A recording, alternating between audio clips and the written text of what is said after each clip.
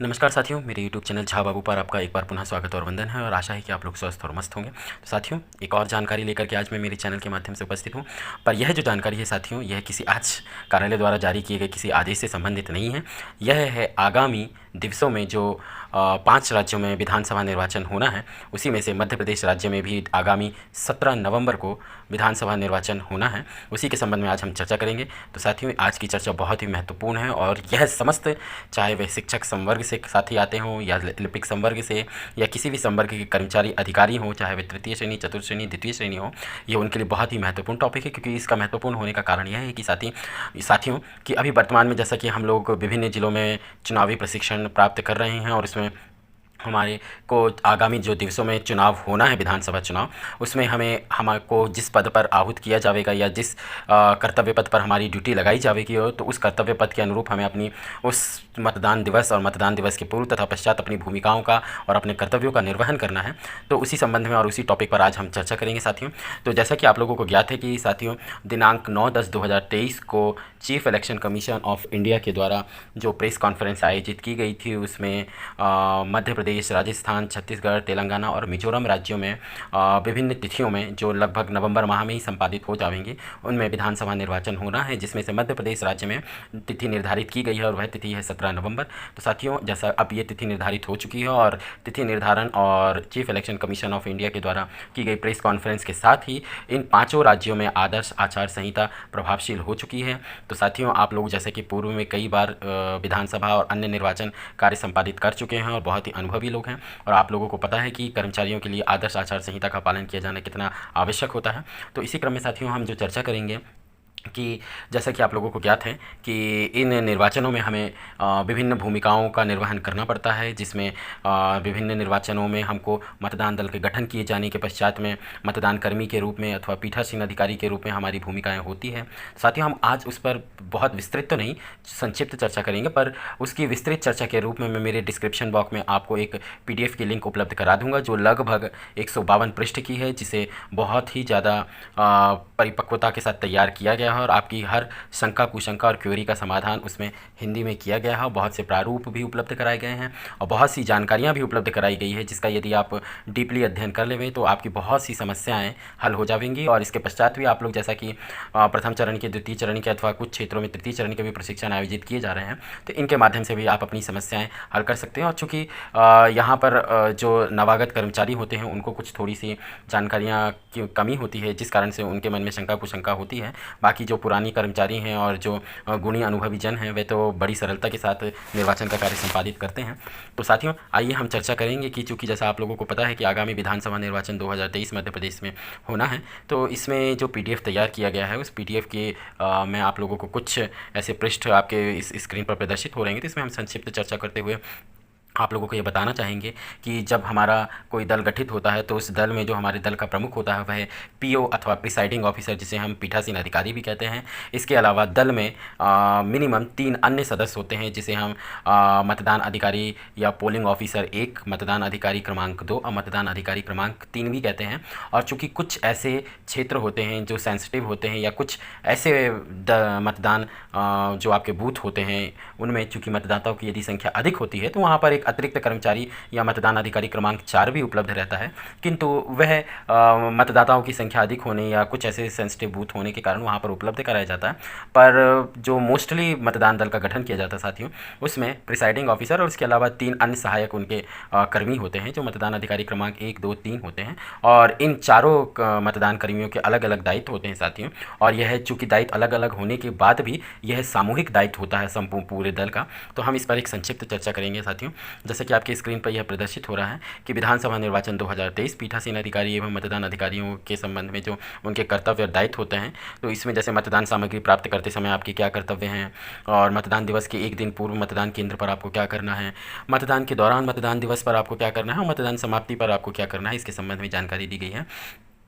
उदाहरण के स्वरूप साथियों, नियुक्ति पर पीठासीन अधिकारियों में मतदान अधिकारियों के दायित्व, जैसे पीठासीन अधिकारी की पुस्तिका, ईवीएम वीवीपैट मैनुअल, आयोग द्वारा दिए नवीनतम संशोधन दिशा निर्देश को जानना, समझना, पढ़ना और कार्य संपादन करना, प्रशिक्षण सत्रों में अपने सक्रिय प्रतिभागिता, शंकाओं का समाधान एवं ईवीएम तथा वीवीपैट के संचालन में निपुणता प्राप्त करना, पोस्टल बैलेट के लिए प्रारूप पत्र में 12 में नियुक्ति आदेश ईपिक नियोक्ता द्वारा जारी परिचय पत्र के साथ आवेदन करना। इसी प्रकार साथियों, अन्य मतदान कर्मियों के संबंध में भी इसमें कर्तव्यों की जानकारी दी गई है। तो साथियों, जैसा कि हम देख पा रहे हैं कि मतदान दिवस पर पीठासीन अधिकारी की क्या क्या कर्तव्य होंगे, इसके संबंध में हम एक संक्षिप्त यहाँ पर आपको प्रारूप उपलब्ध करा रहे हैं कि मतदान की सामग्री प्राप्ति से मतदान सामग्री जमा तक की संपूर्ण प्रक्रिया को विधिवत पूर्ण करना, ईवीएम एवं वीवीपैट का प्रचालन, दिखावटी मतदान एवं वास्तविक मतदान की प्रक्रिया को संचालित करना, वास्तविक मतदान के समय विशेष परिस्थितियों में आवश्यक कार्रवाई करना, सेक्टर अधिकारी बीएलओ से आवश्यक जानकारी आदान प्रदान एवं प्रबंधन करना, मतदान अभिकर्ताओं के कर्तव्य निर्वहन एवं गतिविधियों पर नजर रखना, मतदान केंद्र में और इसके इर्द गिर्द निर्वाचन विधि का प्रवर्तन करवाना। और इसके अलावा साथियों, ये तो पीठासीन अधिकारी से संबंधित दायित्व थे। इसी प्रकार जो पीठासीन अधिकारी के पश्चात मतदान अधिकारी क्रमांक 1 या पोलिंग ऑफिसर नंबर 1 होते हैं, उनके भी कुछ महत्वपूर्ण दायित्व होते हैं साथियों। तो आइए हम उस पर भी संक्षिप्त चर्चा करते हैं कि मतदान अधिकारियों के अंतर्गत मतदान अधिकारी क्रमांक 1 या P1 के क्या दायित्व हैं। तो जिसमें पहला दायित्व यह होता है, जो P1 होते हैं उनका निर्वाचक नामावली की वे चिन्हित प्रति के प्रभारी होते हैं। दूसरा, निर्वाचक की पहचान के लिए ईपिक या आयोग द्वारा जारी अन्य वैकल्पिक दस्तावेज की सूची से निर्वाचक की पहचान सुनिश्चित करना। तीसरा, चिन्हित प्रति में पुरुष निर्वाचक को तिर्यक रेखा खींचकर तथा महिला के प्रकरण में तिर्यक रेखा के साथ सरल क्रमांक को गोल घेर कर चिन्हित करना। अन्य मतदाता के लिए स्टार का निशान बनाया जाना। यह मतदान अधिकारी क्रमांक 1 के दायित्व होते हैं साथियों। इसी प्रकार मतदान अधिकारी क्रमांक 1 के दायित्व के पश्चात जब कोई मतदाता मतदान अधिकारी क्रमांक 2 के पास जाता है तो उसके अपने दायित्व होते हैं। उसका भी हम संक्षिप्त यहाँ पर आपको विवरण दे रहे हैं कि सामान्य निर्वाचक के बाएं हाथ की तर्जनी पर अमिट स्याही लगाना, अशक्त मतदाता साथी के दाएं हाथ की तर्जनी, प्रॉक्सी मतदाता के बाएं हाथ के मध्यमा में। प्रारूप 17 का में मतदाताओं का जो रजिस्टर होता है वह उसका भी प्रभारी होता है, अर्थात मतदान अधिकारी क्रमांक 2 या P2। और मतदाता स्लिप जारी करने के लिए भी वह उत्तरदायी होता है। मतदाता रजिस्टर में प्रत्येक मतदाता के हस्ताक्षर या अंगूठा निशानी अभिप्राप्त करेगा तथा ईपिक के लिए ईपी लिखेगा तथा मान्य वैकल्पिक दस्तावेज का नाम लिख के आखिरी के 4 अंक लिखे जाएंगे। इसी प्रकार साथियों, जब कोई भी मतदाता मतदान अधिकारी क्रमांक 2 की प्रक्रिया को पूर्ण करने के पश्चात मतदान अधिकारी क्रमांक 3 के पास जाएगा और मतदान अधिकारी क्रमांक 3 के अपने उत्तरदायित्व होते हैं। जैसे वह अमिट स्याही जो मतदान अधिकारी क्रमांक 2 द्वारा लगाई गई है उसकी पुनः जांच करेगा। इसके पश्चात मतदाता स्लिप प्राप्त करेगा, वह उन्हें सुरक्षित रखेगा। और जो महत्वपूर्ण दायित्व होता है वह यह है कि वह मतदान के दौरान जो कंट्रोल यूनिट उसे प्रदाय की जाती है पूरे दल को, वह कंट्रोल यूनिट का प्रभारी भी होता है। और कंट्रोल यूनिट के माध्यम से ही अन्य निर्वाचन या निर्वाचन कार्य संपादित किए जाते हैं और मतदान प्रक्रिया पूर्ण की जाती है। तो कंट्रोल यूनिट का प्रभारी भी P3 या मतदान अधिकारी क्रमांक 3 होता है। तो वह कंट्रोल यूनिट या CU का मत बटन दबा करके पोलिंग बूथ में रखी BU पर वीवीपैट को चालू करेगा। तो साथियों, यह था पोलिंग ऑफिसर, प्रिसाइडिंग ऑफिसर तथा पोलिंग ऑफिसर नंबर 1, 2, 3 के मतदान के दौरान निर्वहन किए जाने वाले दायित्व या कर्तव्यों की संक्षिप्त जानकारी। साथियों, आशा है कि यह संक्षिप्त जानकारी आप लोगों के लिए लाभदायक सिद्ध होगी। और चूंकि आप लोग यदि इस संबंध में कोई विस्तृत जानकारी प्राप्त करना चाहते हैं तो उसके लिए PDF की लिंक जो लगभग 152 पृष्ठ की है साथियों, वह मैं आपको मेरे इस वीडियो के डिस्क्रिप्शन बॉक्स में उपलब्ध रहेगी। उसको आप लोग अनिवार्यतः डाउनलोड कर लेवें और उसका अध्ययन भी कर लेवें, ताकि मतदान के दौरान आपको कहीं किसी प्रकार की असुविधा का सामना ना करना पड़े, या कहीं असुविधा भी होती है तो आप उस PDF को अपने मोबाइल में सुरक्षित रखें। उसमें संपूर्ण जानकारी उपलब्ध कराई गई है और उसका भी आप उस समय तत्समय अध्ययन करते हुए उसका लाभ प्राप्त कर सकते हैं।